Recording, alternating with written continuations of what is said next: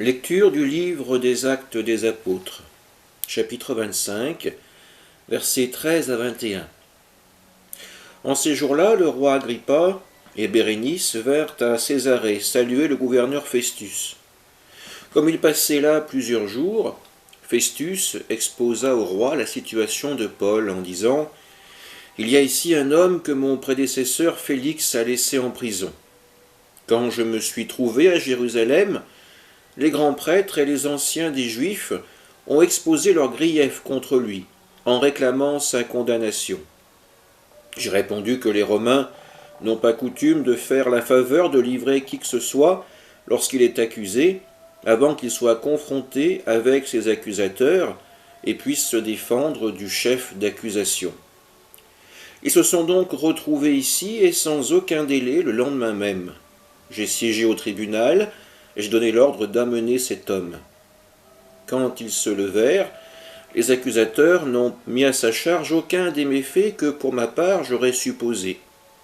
Ils avaient seulement avec lui certains débats au sujet de leur propre religion et au sujet d'un certain Jésus qui est mort, mais que Paul affirmait être en vie. Quant à moi, embarrassé devant la suite à donner à l'instruction, j'ai demandé à Paul s'il voulait aller à Jérusalem pour y être jugé sur cette affaire. Mais Paul a fait appel pour être gardé en prison jusqu'à la décision impériale. J'ai donc ordonné de le garder en prison jusqu'au renvoi de sa cause devant l'empereur. Parole du Seigneur. Ce passage met en lumière la citoyenneté romaine de Paul.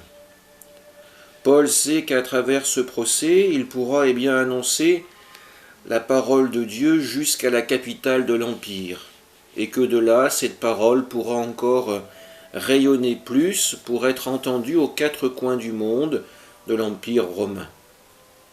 Nous voyons ici que Paul préfère sacrifier sa propre liberté, ses chances peut-être d'être innocenté à Jérusalem, mais il veut aller jusqu'au bout de sa démarche et aller jusqu'à Rome pour y plaider sa cause, et à travers elle la cause du Christ ressuscité.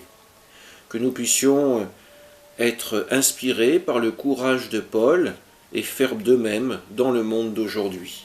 Amen.